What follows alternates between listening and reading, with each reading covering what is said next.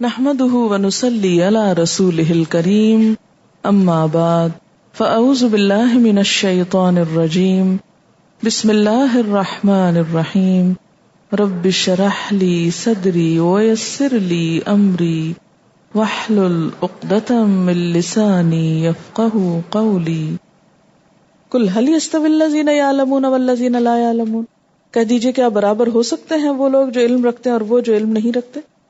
انما یتذکر اولو الالباب، بے شک نصیحت وہی پکڑتے ہیں جو عقل والے۔ اس سے کیا پتہ چلتا ہے کہ ایک کردار وہ تھا جو پیچھے گزر چکا، تو ایک تو وہ شخص ہے جس کو دنیا کی کوئی تکلیف بے قرار کرتی ہے اور پھر جب وہ دور ہو جاتی ہے تو دوبارہ دنیا میں لوٹ آتا ہے۔ دوسرا وہ ہے جس کو خدا کی یاد بے قرار کرتی ہے اور وہ صرف دکھ میں نہیں ہر حال میں پکارتا ہے۔ یہ ہے کمپیریزن اصل میں دونوں کا۔ پہلا کیریکٹر کون ہے؟ کب پکارتا ہے رب کو؟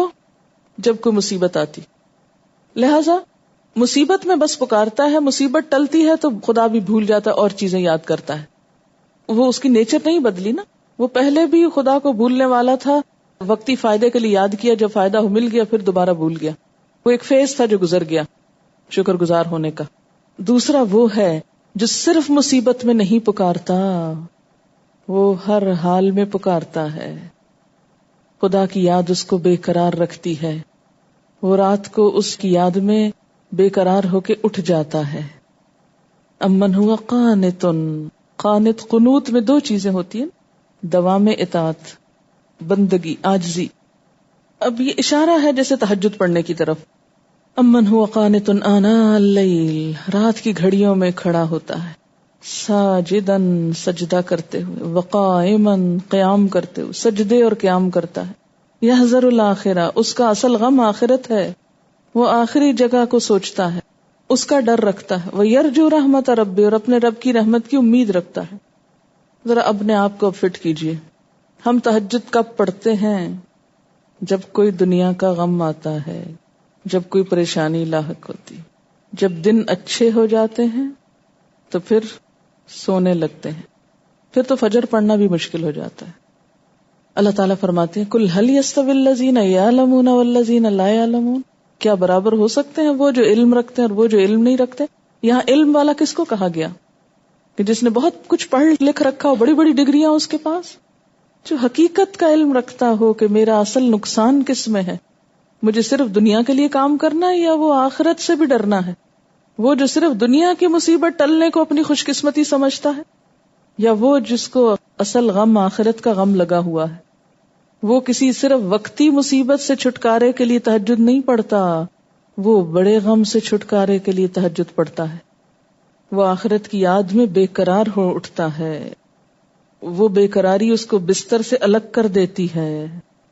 اس کی تنہائی غفلت کی تنہائی نہیں ہوتی، وہ تنہائی میں غافل نہیں ہوتا، بلکہ خدا کی یاد تنہائی بن جاتی ہے۔ تو علم والا کون ہوا؟ جس کی نفسیات میں خدا کی یاد ہو، جس کے اندر وہ اترا ہوا۔ اور بے علم کون ہے؟ جو صرف وقتی مصیبتوں میں خدا کو یاد کرے، جب وہ جھٹکا گزر جائے تو دوبارہ غفلت کی نیند سو جائے۔ پیچھے پڑ چکے نا، انما یخشی اللہ من عبادہ العلماء۔ اور یہاں بھی قل هل يستوي الذين يعلمون والذين لا يعلمون، دو کیریکٹرز میں کمپیریزن۔ وہی بات نا کہ ایک چیز کا ذکر کیا گیا پھر دوسری بھی ساتھ ہی بتا دی گئی۔ یہ دو کردار ہیں۔ ہم خود کو رکھ کے دیکھیں نا، یہ مت سمجھیں کہ ہم نے اتنے سپاروں میں اتنے نمبر لے لیے ہیں، ہم علم والے ہو گئے ہیں، اور باقی لوگ جو یہاں نہیں آتے تو وہ تو علم ہی نہیں رکھتے، جاہل ہیں سارے۔ نہیں، کیا اس علم نے ہمارے اخلاق میں تبدیلی پیدا کی ہے؟ ہماری سوچ میں، ہماری ڈائریکشن میں، ہمارے عمل میں، ہمارے طرز فکر میں؟ اسی لیے تو مشکل یہ ہے نا کہ دھوکہ کھا جاتے نا لوگ، کہتے ہیں کیا فائدہ یہ قرآن پڑھنے پڑھانے کا، دیکھیں ہم نے بہت سے لوگ کوئی تبدیلی نہیں آتی ان میں، اسی لیے تو بدنام کرتے ہیں دین کے علم کو لوگ، اور وہ صحیح کہتے ہیں۔ ہوتا بھی تو ایسا ہی عام طور پہ۔ کسی خاتون نے مجھے فون کیا، بیچاری بہت ہی تکلیف میں تھی، کہنے لگی میرے 2 بیٹے حافظ ہیں، دونوں نماز نہیں پڑھتے، آپ مجھے بتائیں میں ان کے لیے کیا کروں۔ اس قدر مجھے دکھ ہوا میں بتا نہیں سکتی کہ ماں باپ تو یہی حسرتیں رکھتے ہیں کہ چلیے بچے قرآن پڑھ لیں گے، حافظ بن جائیں گے، لیکن اگر حافظ بن کے بھی نماز فرض ادا نہ ہو، یہ کس قسم کا حفظ ہے؟ تو یہی چیز تو پریشان کرتی ہے کہ ہم علم رکھتے ہوئے بھی بے عمل ہوں تو اللہ کے نزدیک وہ شخص عالم ہے ہی نہیں، خواہ وہ دنیا میں کتنی بڑی علم کی ڈگری رکھتا ہو۔ ہم سب بھی اپنے اپنے علم کو اس معیار پہ پرکھیں کہ ہم کیسے علم والے ہیں۔ اسی لیے تو اللہ تعالیٰ فرماتا ہے یرفع اللہ الذین آمنوا منکم والذین اوتوا العلم درجات، یہ اس علم کی بات ہے، اوتوا العلم درجات۔ علم تو وہ ہے نا جسے سن کے یقین کر کے پھر انسان اس کے مطابق چل پڑے، وہ کیا علم ہے؟ وہ تو صرف معلومات کا خزانہ ہے یا ایک معلومات کا ذخیرہ ہے، ڈھیر ہے۔ یہ بالکل ایسے نہیں جیسے عام روزمرہ زندگی میں ہم کیا کرتے ہیں، جب بازار جاتے ہیں خوب چیزیں خریدتے ہیں، خرید کے لا کے اسٹور میں ڈال دی، جب ضرورت پڑی وہ نہ ملی اور خرید لائے، وہ ڈھیر اکٹھا کیا ہوا ہے اندر، لیکن استعمال کے وقت اس میں سے کچھ بھی نہیں نکلتا۔ ایسا شخص کیا کر رہا ہے؟ اپنے مال کو برباد کر رہا ہے۔ ایسے علم والے جو چیز صرف معلومات کٹھی کرتے رہیں، ڈھیر جمع کرتے رہیں، لیکن عمل میں پیچھے رہیں، کیا حاصل؟ اچھا پھر آخر میں کیا فرمائے؟ انما یتذکر اولو الالباب، نصیحت حاصل کرتے ہیں کون؟ عقل والے۔ عقل والوں کو سمجھ آتی ہے بات، ہر ایک کو نہیں آتی۔ اب دیکھیے کہ ہم میں سے عقل والے کتنے ہیں۔ قل یا عباد الذین آمنوا اتقوا ربکم، کہہ دیجئے اے میرے بندو، وہ جو ایمان لائے ہو، ڈرو اپنے رب سے۔ اتقوا ربکم، کیونکہ جب تک انسان کے دل میں خدا کا خوف نہ ہو اس وقت تک خالص عبادت اللہ کے لیے ہو نہیں سکتی، عبادت کا حق ادا نہیں ہو سکتا، مخلصا لہ الدین ہو نہیں سکتے۔ للذین احسنوا فی ہذہ الدنیا حسنہ، جن لوگوں نے اس دنیا میں نیک رویہ اختیار کیا ان کے لیے بھلائی ہے، یعنی ان کی دنیا بھی سدھرے گی اور آخرت کا بھی فائدہ ہوگا۔ وَأَرْضُ اللَّهِ وَاسِعَةٌ، اور اللہ کی زمین بہت وسیع ہے۔ اگر کسی ایک جگہ اللہ کی اطاعت نہ کر سکو تو ہجرت کر جاؤ، وہ جگہ چھوڑ دو، کہیں اور چلے جاؤ جہاں تم اللہ کی اطاعت کر سکو، کیونکہ اس کے بغیر گزارا ہی نہیں۔ حقیقت یہ کہ جس انسان کو رب کی پہچان ہو جاتی ہے نا تو وہ لازمی طور پر اس سے ڈرنے لگتا ہے، اس کا تقوی پیدا ہوتا ہے، اور جب اس کے اندر تقوی آتا ہے تو باقی ہر چیز پیچھے چلی جاتی ہے، اور انسان کے اندر ایک خاص طرح کی سنجیدگی آنے لگتی ہے اللہ کی اطاعت کے معاملے میں، اور انسان سوچتا ہے میں ہر چیز چھوڑ سکتا ہوں، اپنے رب کو نہیں چھوڑ سکتا، ہر چیز چھوڑ سکتا ہوں، اس کو نہیں چھوڑ سکتا۔ ارض اللہ واسعہ کیوں کہا گیا؟ زمین وسیع ہے، اللہ کی اطاعت ضروری ہے، خواہ اس کے لیے گھر چھوڑنا پڑے، ملک چھوڑنا پڑے، وطن چھوڑنا پڑے، کچھ بھی چھوڑنا پڑے، مال چھوڑنا پڑے، دوست چھوڑنا پڑے، کوئی بھی چیز، لیکن اس کو نہیں چھوڑ سکتے۔ کچھ بھی چھوڑنے کے لیے کیا چاہیے؟ صبر۔ کچھ بھی آپ کب چھوڑیں گے، کیوں چھوڑیں گے؟ جب آپ کے اندر صبر ہوگا۔ اگر آپ تھوڑے دلے ہوں گے تو چھوڑ نہیں سکتے، نہیں اس چیز سے تو میری اتنی اٹیچمنٹ ہے میں اس کو چھوڑ دوں، یہ نہیں چھوڑ سکتا۔ سب کچھ چھوٹ سکتا، یہ نہیں چھوٹ سکتا، وہ نہیں چھوٹ سکتا۔ یہی تو دراصل انسان کا امتحان ہے۔ حضرت ابراہیم علیہ السلام کو اپنے بیٹے سے اٹیچمنٹ تھی نا، اللہ تعالیٰ نے کیا کہا؟ اس پہ ہی چھری پھیرو، میرے لیے اس کو قربان کر سکتے، میرے حکم پہ اس کو چھوڑ سکتے؟ ہاں چھوڑ سکتے۔ وطن چھوڑ دو، چھوڑ دیتے۔ بیوی بچے کو وہ دور چھوڑاؤ جہاں نہ کوئی ٹیلی فون ہے، نہ کوئی پیغام ہے، نہ کوئی میسج لینے دینے کی جگہ ہے، نہ پتہ ہے جیے ہیں مرے ہیں، کئی سال تک چھوڑ دو، چھوڑ دیا۔ جب تک اللہ کے لیے ہر چیز چھوڑنے کا جذبہ نہ آ جائے دین خالص نہیں ہوتا۔ الا للہ الدین الخالص۔ یہ جو رات کو اٹھنے کی بات ہے نا، یہ بھی نیند چھوڑنا ہے نا۔ لن تنالوا البر حتی تنفقوا مما تحبون، ہر محبوب ترین چیز کو چھوڑنے کی جب تک سکت نہ ہو، سوچ نہ ہو، ہمت نہ ہو، اس وقت تک عمل صالح کا حقیقی لطف نہیں آتا۔ اور اس کے لیے سب سے بیسک کوالٹی صبر ہے۔ اسی لیے کیا ساتھ ہی فرمائے انما یوفی الصابرون اجرہم بغیر حساب، صبر کرنے والوں کو ان کا اجر بے حساب دیا جائے گا، بے حساب۔ باقیوں کو اگر ناپ تول کے تو ان کو ان لمیٹڈ۔ مثلاً اگر کوئی بھی آپ کو کچھ دے رہا اور گن گن کے دے تو کیسی فیلنگ آتی؟ گنی ہوئی چیز لینے کا وہ مزہ نہیں آتا جو ان لمیٹڈ۔ مثلاً بعض جگہوں پر آپ کھانے کے لیے جاتے ہیں کسی ریسٹورینٹ وغیرہ میں، تو وہاں پر آپ کو ایک لمیٹڈ کوانٹٹی میں چیز ملتی ہے کہ بس اتنی سرونگ آپ کے لیے، اور بعض جگہوں پر یا بعض قسموں میں کیا ہوتا ہے، کوئی روک ٹوک نہیں، لا مقطوعۃ ولا ممنوعہ، ختم بھی نہیں ہو رہے اور منع بھی نہیں، جو مرضی کھاؤ، جتنا کھا سکتے ہو کھاؤ۔ ان دونوں میں سے کس میں جا کر زیادہ خوشی ہوتی؟ کہ جس میں کوئی روک ٹوک نہیں، بے حساب۔ تو بے حساب کس کو ملے گا؟ جو اللہ تعالیٰ کے لیے پھر کسی چیز کے چھوڑنے کا حساب نہ کرے کہ یا اللہ تیری خاطر یہ بھی چھوڑا، وہ بھی گنے نہ۔ قل انی امرت ان اعبد اللہ مخلصا لہ الدین، پھر وہی مخلصا لہ الدین، اے نبی صلی اللہ علیہ وسلم ان سے کہہ دیجئے مجھے حکم دیا گیا ہے کہ دین کو اللہ کے لیے خالص کر کے اس کی بندگی کروں۔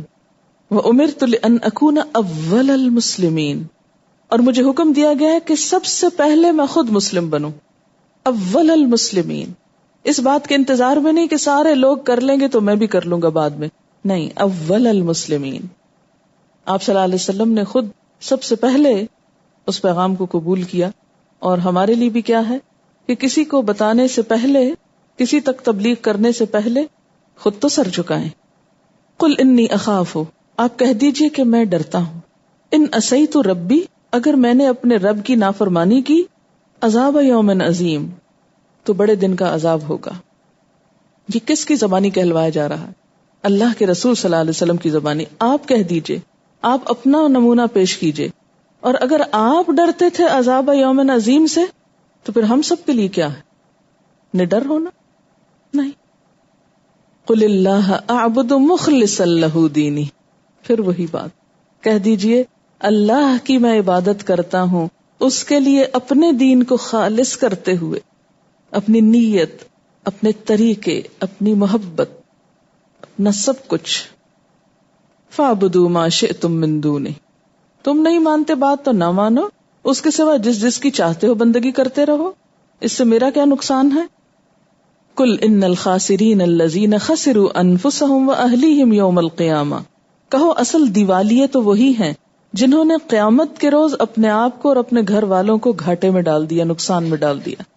گویا اللہ کے سوا کسی اور کی طرف متوجہ ہونے کا نتیجہ کیا ہوگا؟ نقصان، صرف دنیا کا نہیں، آخرت کا۔ اور صرف خود نہیں ڈوبے، گھر والوں کو بھی لے ڈوبے، کیونکہ گھر کا سربراہ گھر والوں کے لیے ایک مثال ہوتا ہے۔ اچھا، یہاں خسران کی بات ہوئی، دیوالیے کی بات ہوئی، تو دیوالیہ کب ہوتا ہے؟ جیسے سارا سرمایہ کسی کا ڈوب جائے نا۔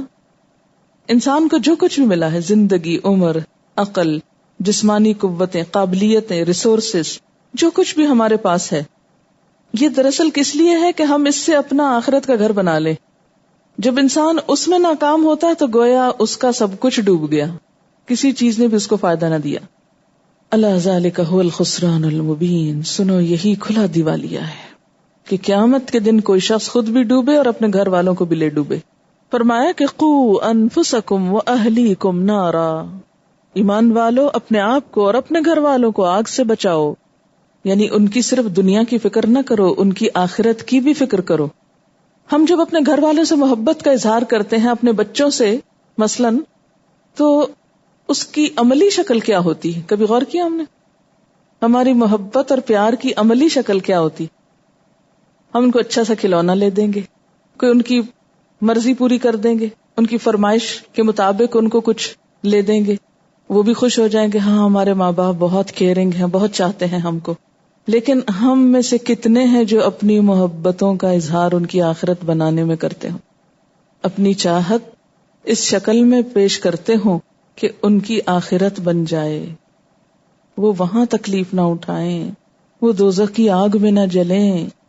کتنے ماں باپ ہیں ہم میں سے جو واقعی سچی محبت کرتے ہوں اپنے بچوں سے، جن کو اس بات کی کم فکر ہو کہ ان کے کل دنیا میں کھانے کے لیے کیا بچے گا، اور اس بات کی زیادہ فکر ہو کہ ان کی آخرت کا کیا بنے گا۔ ہم مائیں تو کیا کرتی ہیں، ہائے بچے بےچارے سو رہے ہیں، کیا ان کو ڈسٹرب کرنا کہ ابھی سے ان کو نمازوں کے لیے اٹھانا شروع کر دیا جائے، بڑے ہوں گے تو پڑھ لیں گے، بڑے ہو کے کہاں ہاتھ آئیں گے۔ کیوں کہا کہ 7 سال کی عمر میں کہنا شروع کر دے، اچھا نہیں اٹھتے تو 10 سال میں تو اٹھاؤ، تھوڑی سختی کرو تاکہ بالغ ہونے تک پکے ہو جائیں۔ اس وقت ہم کو ترس آتا رہتا ہے، ہم محبت میں ان کو نہیں جگاتے۔ اور یہی چیز ان کی آخرت برباد کرنے کا سبب بن جاتی ہے. ہماری محبتیں کیسی الٹ ہیں نا، جس میں ان کا خسران المبین ہو، ڈبونا ہو ان کا. اور اس خسران مبین میں کیا ہوگا؟ لہم من فوقہم ظلل من النار، ان کے اوپر آگ کے سائبان ہوں گے، چھتریاں ہوں گی. ومن تحتہم ظلل، اور نیچے بھی آگ کے شعلے ہوں گے، آگ کے سائبان ہوں گے. ذالک یخوف اللہ بہ عبادہ، یہ وہ انجام ہے جس سے اللہ اپنے بندوں کو ڈراتا ہے. اس سے بچنا. یا عبادی فاتقونی، اے میرے بندو ڈرو مجھ سے.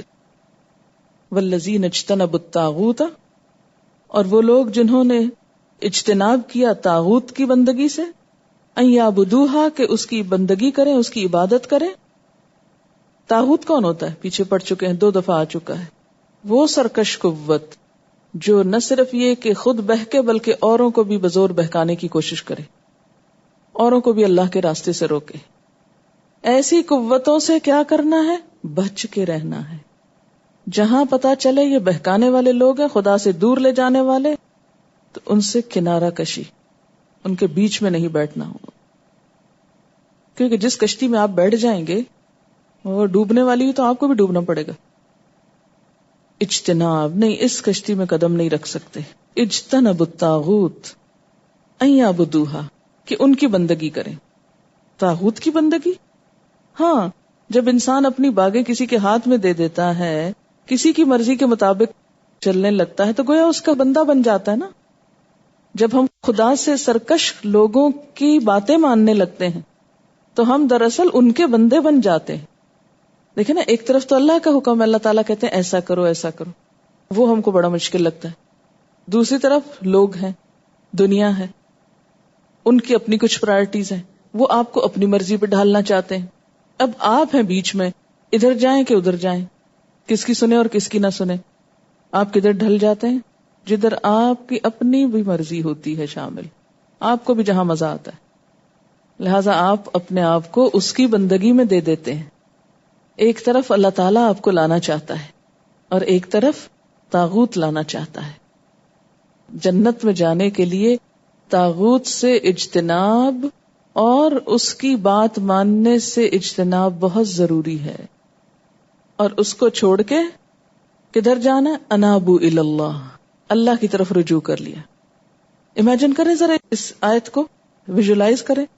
ایک طرف زمانے کی وہ سرکش قوتیں ہیں، وہ لوگ ہیں جو ہمیں اپنی مرضی کا دیکھنا چاہتے ہیں، ہے نا. معاشرے میں ان کو ناراضگی ہے اس بات پر کہ آپ ان کی مرضی چھوڑ کے کسی اور کی مرضی پہ چلنے لگ گئے.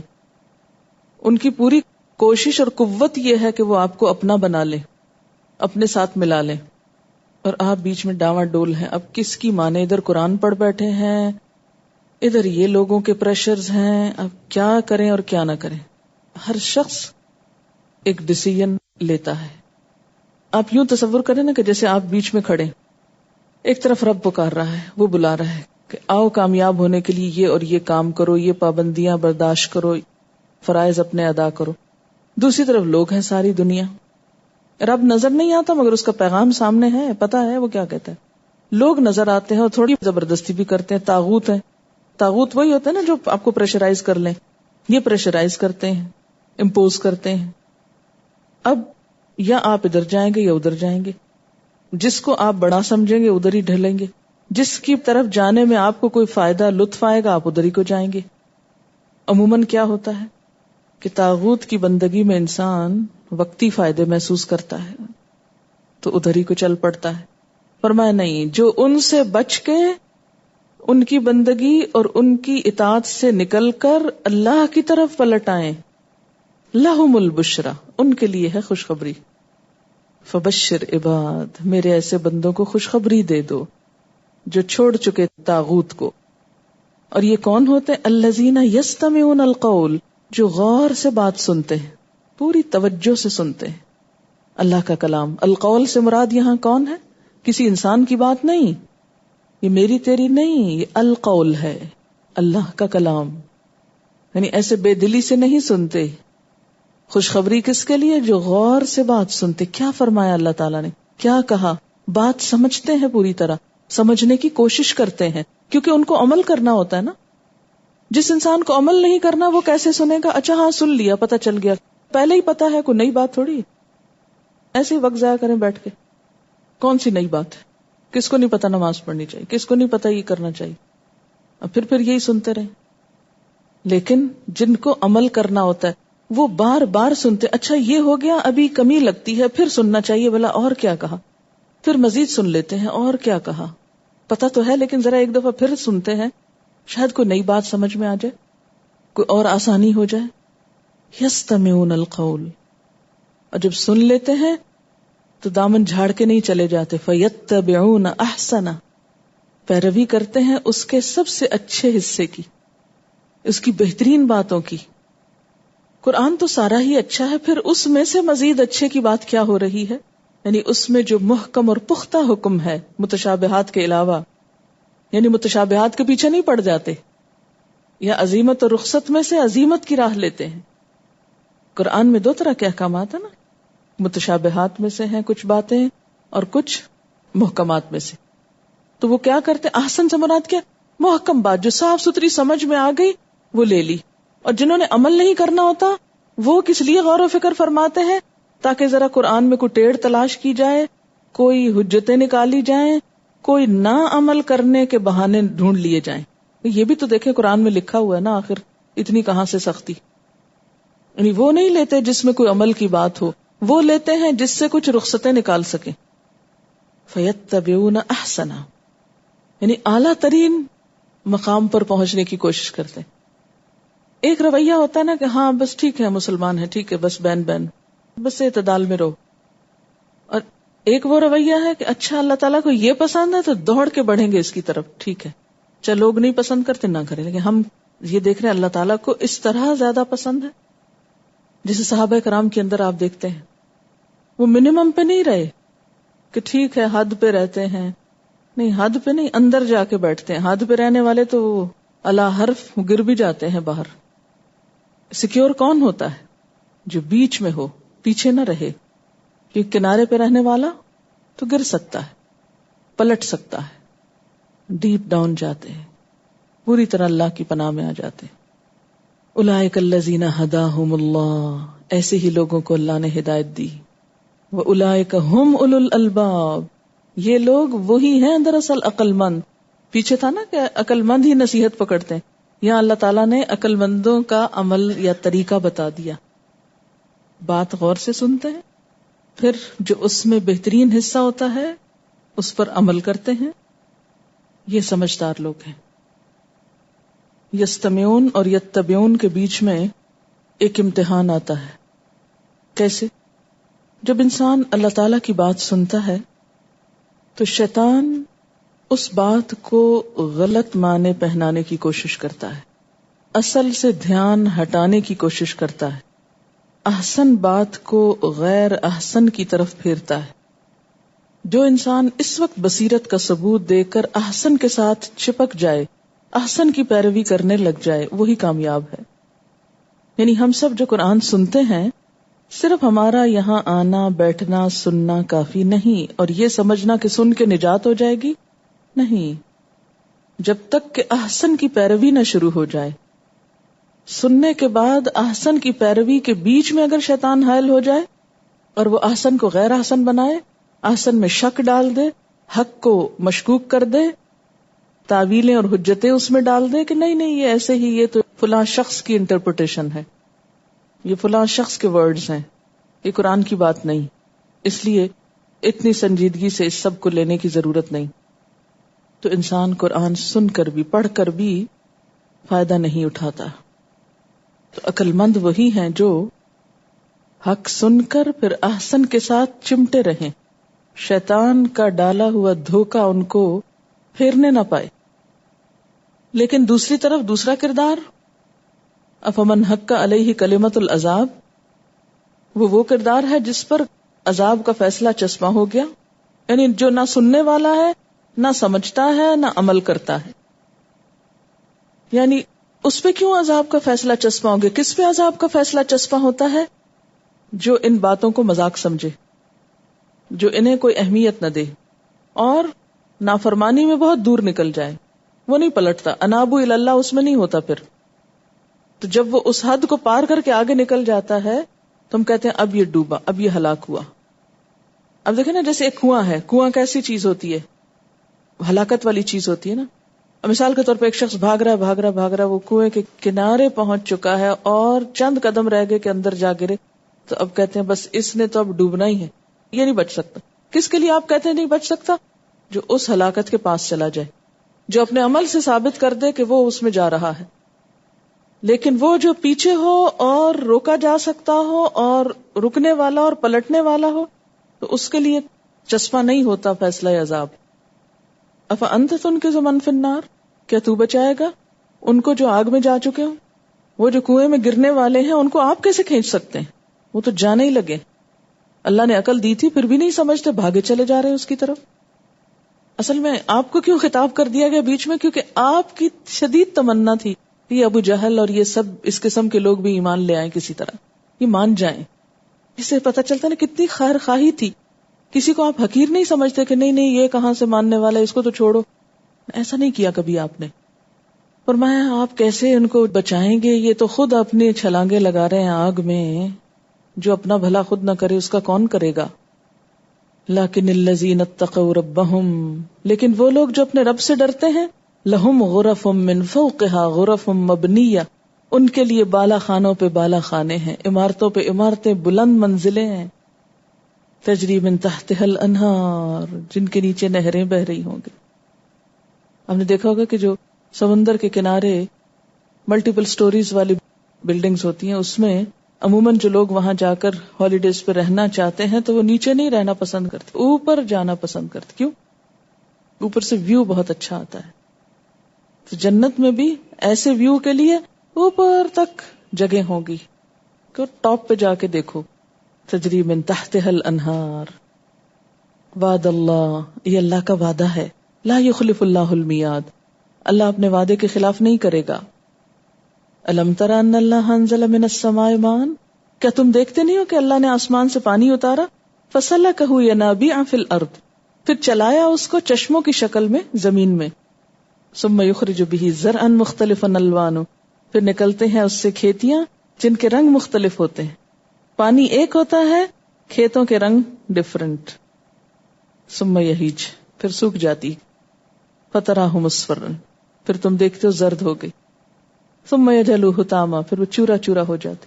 ان فی ذلک لذکری لأولی الالباب، اس بات میں نصیحت ہے عقل والوں کے لیے. ایک تو سیدھی سیدھی مثال ہے کہ پانی اترتا ہے، زمین پہ رونق آتی، سب ختم ہو جاتا ہے. اسی طرح ہر چیز ایک وقت میں بڑی بار رونق ہوتی، پھر آہستہ آہستہ سب ختم ہو جاتا ہے. یہ تو ایک فطرت کا قانون ہے. دنیا میں کوئی بھی چیز ہمیشہ باقی نہیں رہی، اچھی ہو یا بری ہو. ہر کمال راز زوال، ہر کمال والی چیز جو پیک پہ پہنچی اس کو نیچے آنا ہی ہے، وہ ٹاپ پہ بیٹھا نہیں رہے گا کبھی. ہر عروج کو زوال ہے. دوسرا کیا معنی ہے اس سے؟ ماء سے مراد قرآن بھی ہو سکتا ہے، دین کا علم بھی ہو سکتا ہے. اللہ نے دین کا علم، یہ وحی الہی اتاری، اس کو بھی پانی سے تشبیہ دی گئی. پھر چشموں میں وہ بہ نکلا، کوئی ایک طرف نکل گیا، کوئی دوسری طرف، کوئی تیسری طرف، جیسے صحابہ کرام پوری زمین پہ پھیل گئے تھے. پھر کیا ہوا؟ جہاں جہاں کوئی گیا وہاں وہاں اس نے پودے لگائے، ان سے مختلف کھیتیاں نکلی. کوئی اسپین میں جا پہنچے. پھر کیا ہوا؟ خوب لہلہائی وہ کھیتی، پھر سوکھ گئی، زرد ہو گئی، خزاں آ گئی، پھر ٹکڑے ٹکڑے ہو گئی. ثم یجعلہ حطاما ان فی ذلک لذکری لأولی الالباب. کسی بھی زمین کو سرسبز رکھنے کے لیے ایک دفعہ پودا لگا دینا کافی نہیں ہوتا. کیا ضروری ہوتا ہے؟ اس کی دیکھ بھال. اور جب وہ کٹنے لگے فصل، اتنے دانے ضرور بچاؤ اس فصل کے کہ آگے پھر اس سے پودا لگ سکے. جب مسلمانوں نے اسپین فتح کیا تھا، اسلام کے جھنڈے لہرائے گئے، تو بس اتنا کافی نہ تھا، فرض پورا نہیں ہوا. وہ صحابہ کرام اور ان کی آئندہ نسلیں یہ سب کچھ کر کے چلی گئیں، لیکن بعد میں آنے والوں نے اس کھیتی کو پھر سے اگانا اور نئے سرے سے دین کی دعوت دینا چھوڑ دی، جس کے نتیجے میں ہر چیز واپس چلی گئی، چھن گئی، چورا چورا ہو گئی. اس میں عقل والوں کے لیے نصیحت ہے. وآخر دعوانا ان الحمد للہ رب العالمین. سبحانک اللہم وبحمدک نشہد ان لا الہ الا انت نستغفرک ونتوب الیک. السلام علیکم ورحمۃ اللہ وبرکاتہ.